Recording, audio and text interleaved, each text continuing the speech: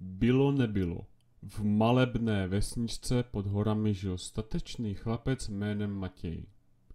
Každý den, jakmile slunko vykouklo zpoza vrcholu hor, Matěj se vydal na procházku do lesa sbírat léčivé byliny pro svou nemocnou babičku. Jednoho dne, když Matěj procházel hlubokým lesem, zvedl se prudký vítr a obloha se zatáhla černými mraky. Matěj věděl, že není něco v pořádku.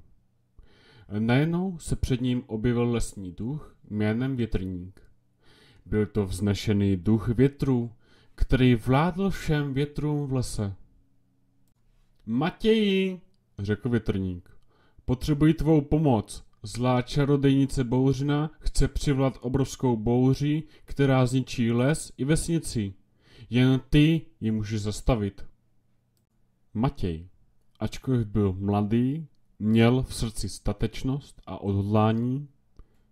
Co mám udělat? Zeptal se Větrníka. Musíš najít 3 magické předměty.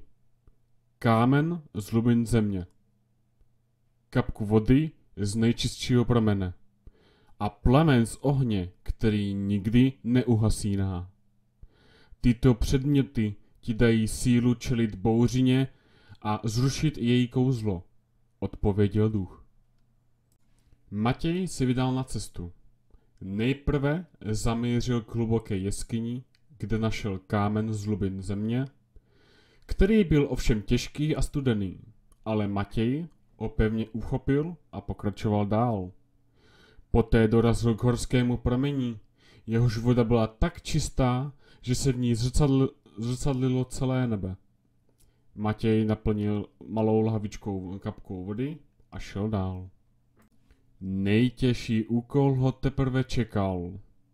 Musel najít oheň, který nikdy neuhasíná. Putoval mnoho dní a nocí, až dorazil k magickému stromu, jehož srdce hořilo věčným plamenem. Matěj si opatrně vzal kousek toho plamenu a vydal se zpět do lesa. Když se vrátil, bouřina už sesílila své kouzlo. Nebe bylo temné, blesky křižovaly oblohu a vítr rval stromy z kořenů. Matěj se postavil čarodějnici čelem. Drží v ruce 3 magické předměty. Kámen z hlubin země mu dodal sílu. Kapka vody z nejčistšího pramene jej ochránila před blesky. A plamen ohně, který nikdy neuhasíná, roztavil bouřinino srdce z ledu.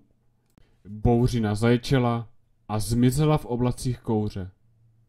Les i vesnice byly zachráněny. Větrník se zjevil před Matěje a hluboce se mu poklonil a pravil. Jsi opravdový hrdina, Matěji. Díky tobě zůstane náš les i nadále bezpečným místem. Matěj se vrátil k babičce, která se mezitím díky léčivým bylinkám uzdravila. Vesnice slavila jeho návrat a odvahu. A tak Matěj žije šťastně až do konce svých dnů s vědomím, že jeho statečnost a odhodlání zachránila mnoho životů.